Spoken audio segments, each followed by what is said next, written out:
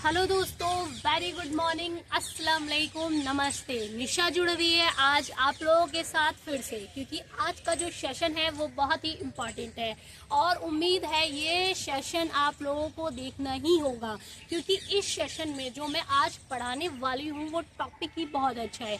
जिस देश में हम रहते हैं, जब तक हम उस देश के बारे में नहीं जानेंगे तो हमारा इस देश में रहने का कोई मतलब नहीं। आज हमारा जो चैप्टर है वो है लोकतंत्र। लोकतंत्र क्या है, लोकतंत्र क्यों है और लोकतंत्र किस लिए है। तो सबसे पहली बात मैं हमेशा से कहती हूँ कि जब भी आप किसी भी चैप्टर को पढ़ें तो हमेशा चैप्टर के नाम को देखो कि चैप्टर का नाम क्या है। लोकतंत्र, लोकतंत्र का मतलब होता है लोगों का तंत्र। तंत्र यानी कि सरकार बोल सकते हैं, लोगों का तंत्र। अब देखो, लोकतंत्र लोगों का तंत्र है, लोगों के लिए है और लोगों के ही द्वारा है। ठीक है, अब मैं थोड़ा सा एक्सप्लेन कर देती हूँ। लोगों की सरकार लोगों के लिए और लोगों के द्वारा है। जब किसी भी एक व्यक्ति यानी सिंस पार्टी को, एक पार्टी को अन्य पार्टी खड़ी होती है सरकार के चुनाव के लिए, बट एक किसी पार्टी को जनता पसंद करती है और उसे वोट देती है और उसे अपना राष्ट्रपति चुनती है, जो हमारे हित के लिए काम करता है, हमारे लिए काम करता है, वही लोकतंत्र कहलाता है। लोकतंत्र देश एक ऐसा देश है जहाँ पर जनता के हाथ में पावर होती है और जनता उस पावर का यूज़ करती है। उस पावर का यूज़ यानी कि अपने वोटों से वो किसी एक व्यक्ति को चुनती है जो हमारे विधानसभा में जाकर हमारे लिए वर्क करता है। ये क्या होता है, लोकतंत्र। लोकतंत्र देश जो होता है वो लोगों से मिलकर बना एक देश होता है, जहां लोगों की जो नीतियां हैं, लोगों की समझ है, उसे देखा जाता है, लोगों के कामों को देखा जाता है, तभी एक व्यक्ति उनके हित में काम करता है। ठीक है, अब थोड़ा सा एक और अच्छे से एक्सप्लेन कर देती हूँ। लोकतंत्र का मतलब किसी भी देश की राजनीतिक व्यवस्था जिसमें जनता अपनी पसंद का राष्ट्रपति चुनती है, वह राष्ट्रपति के लिए काम करे, उनके हित में राष्ट्रपति उनके लिए काम करे और उनके हित में काम करे, वही लोकतांत्रिक सरकार होती है। ठीक है, जहाँ पर अन्य पार्टियों को भी देखो, जहाँ पर बहुत सारी पार्टियां होती हैं और सभी पार्टियों को समान प्रारंभ मिलता है, समान हक मिलता है उनको खड़ा होने के लिए।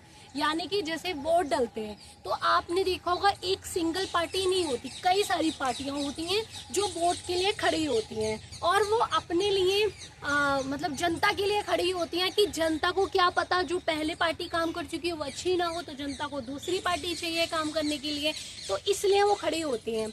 और इसमें क्या रहता है, सबसे पहली बात, हर वर्ग के लोगों को अधिकार होता है चुनाव में खड़े होने का। जितने भी नीची जाति के लोग हैं या उच्च जाति के हैं या अलग धर्म के लोग हैं, बट सबको समान ही अधिकार होता है चुनाव में खड़े होने का और उसमें जनता का पूरा अधिकार होता है वोट देने का और जनता उसी को वोट देती है जिसे वो पसंद करती है। यानी कि जनता के हित में जो व्यक्ति काम करे उसे ही जनता चुनती है। इसे ही एक लोकतांत्रिक देश कहते हैं। ठीक है, उदाहरण के लिए हमारे भारत में एक सिंगल पार्टी नहीं है, अन्य बहुत सारी पार्टियां खड़ी होती हैं और जनता अपने हिसाब से वोट देती है और उन्हें चुनाव में खड़ा करती है। सेकंड, अब थोड़ा सा हम समझ लेते हैं।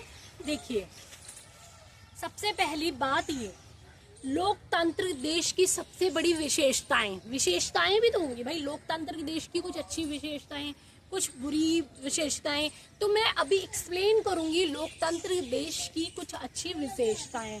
जनता की भागीदारी और नेताओं की जावेदारी। लोकतंत्र में जनता अपने नेताओं का चयन करती है और वह जनता के हित में खड़ी रहती है। उन्हें अपने कार्यों का हिसाब देना होता है। यानी कि मान लो एक जनता ने क्या करा, अपनी एक पार्टी को चुन लिया और उस पार्टी ने जनता के लिए काम किया, बट जनता अकेली उस एक पार्टी पे डिपेंड नहीं रहेगी। कई और भी छोटे छोटे सरकारें जो होती हैं, सरकार जब बनती है तो उसमें कई छोटे छोटे पद होते हैं, कई बड़े बड़े पद होते हैं। तो जो नीचे लेवल पे काम करते हैं उनको ऊंचे लेवल वाले जो पद होते हैं हमारे, वो देखते हैं। उनसे ऊपर वाले, मतलब कहने का मतलब ये है कोई एक व्यक्ति राज नहीं करता, अन्य व्यक्ति मिलकर ही हमारे देश को चलाने के लिए कार्य करते हैं। और अभी हम पढ़ेंगे लोकतंत्र की अन्य महत्वपूर्ण विशेषताएं भी होती हैं। चुनाव की प्रक्रिया निश्चय और परिषद होने चाहिए, मतलब पारदर्शी होनी चाहिए। मतलब चुनाव की जो प्रक्रिया है ऐसी नहीं होनी चाहिए कि अन्य पार्टी तो खड़ी है, बट क्या है, चुनाव तो हो रहे हैं बट वो चुनाव ढंग से नहीं हो रहे। उसमें क्या रहता है कि नॉर्मल 5 पार्टियां खड़ी हैं, ठीक है, 5 पार्टियों में एक प्रमुख पार्टी जो पहले 5 साल से जीत चुकी है, अब वो क्या करेगी, वो ये करेगी कि मैं इस बार भी मैं ही जीतूंगी। तो वो क्या करती है, कुछ ऐसे ऑडिटर्स लगा देती है, कुछ ऐसे लोगों को सैनिकों को लगा देती है जो क्या करते हैं, वोट जहां डलते हैं उन मशीनों में गड़बड़ी कर देते हैं। तो इसलिए हमेशा एक नियुक्त व्यक्ति को वोट चुनाव के समय रखा जाता है, ताकि वो एक तरीके से ट्रांसपेरेंट हो कि हम जिसको वोट दे रहे हैं हमें सामने शो हो जाए कि हम किस व्यक्ति को वोट दे रहे हैं और हमारा वोट किस व्यक्ति को जा रहा है। ठीक है, अब इसमें क्या है, देखो महत्वपूर्ण विशेषताएं होती हैं। ठीक है, सबसे पहले क्या है, न्यायपालिका की स्वतंत्रता। न्यायपालिका भी हमारे सपोर्ट में रहती है, स्वतंत्रता। और इसमें क्या होता है, न्याय जो पालिका होती है कार्यों को स्वतंत्र रूप से करने के लिए काम करती है। जो हमारी न्यायपालिका होती है वो कार्यों को करने के लिए अच्छे रूप से काम करती है। उससे क्या रहता है कि हमारा जो देश है वो एक निष्पक्ष रूप में लोकतंत्र तरीके से उभरता है। ठीक है, अब इसमें क्या है, कुछ मानव अधिकारों का भी शोषण।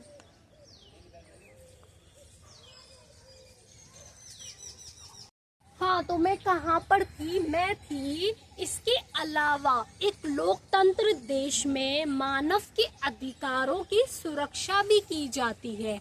लोकतांत्रिक देश एक ऐसा देश है जहाँ सबसे पहले जो प्रायोरिटी दी जाती है वो जनता को दी जाती है और जनता के अधिकारों की भी रक्षा की जाती है और जनता के हिसाब से ही देश में काम होता है, चाहे वो स्टेट लेवल का हो चाहे वो नॉर्मल हो, बट जो भी काम होगा वो जनता के हिसाब से होगा।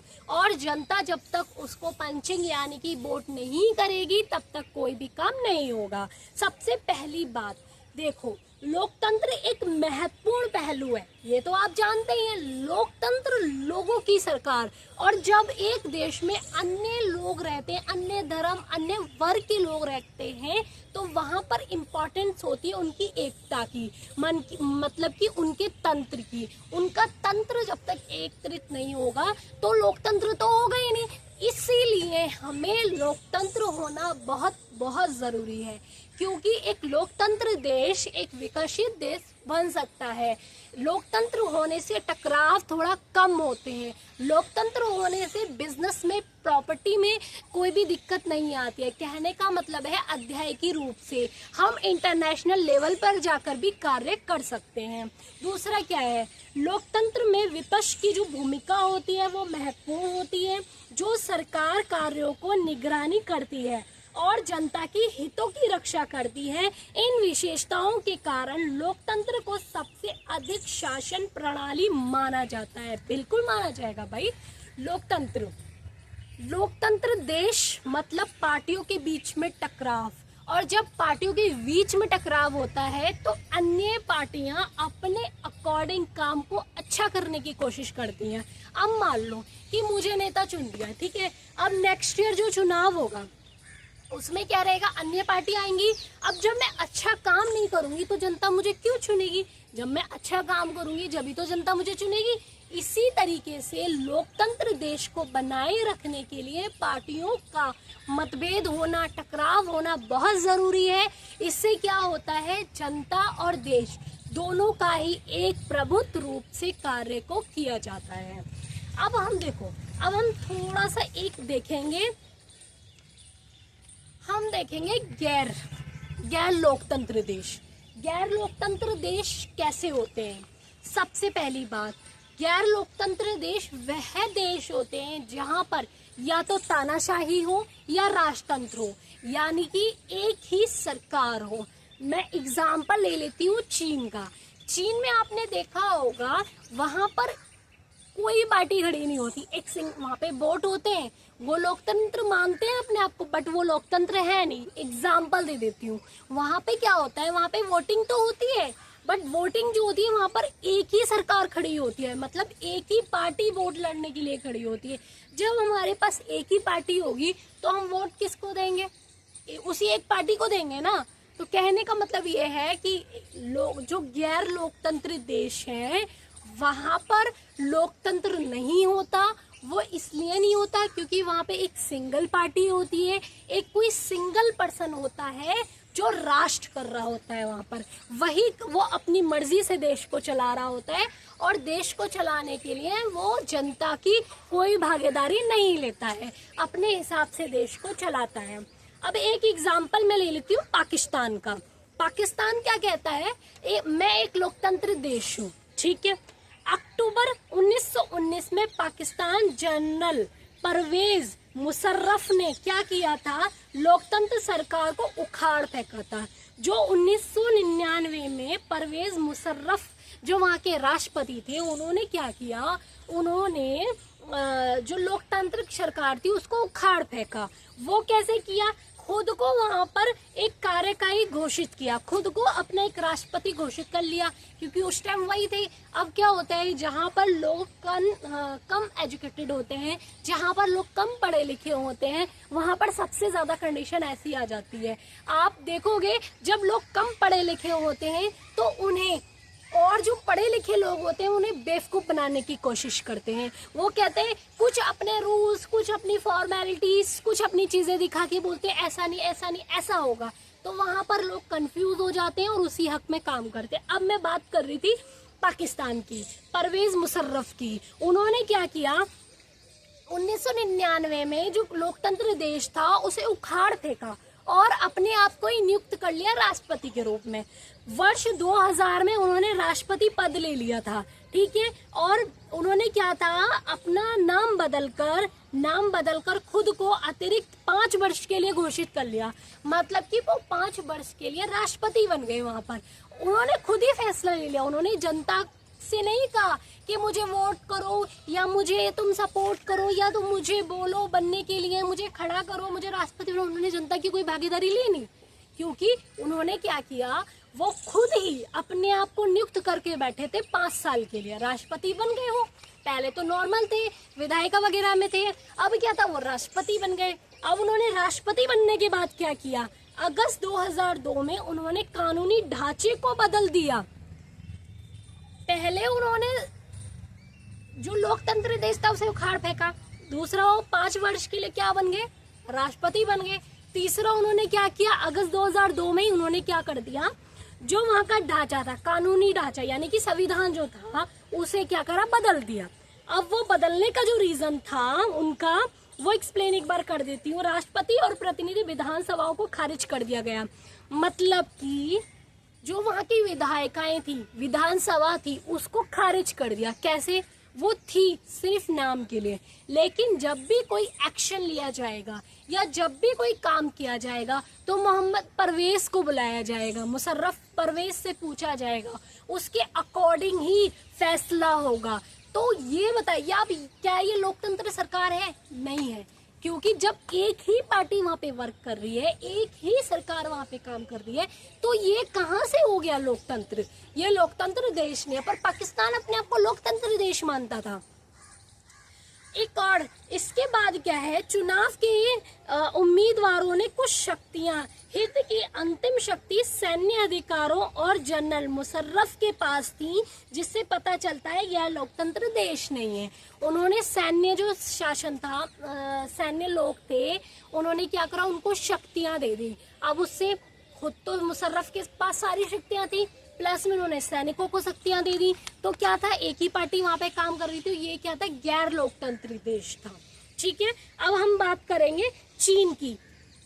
चीन में देश की संसद के चुनाव के लिए हर 5 साल के बाद चुनाव होते थे।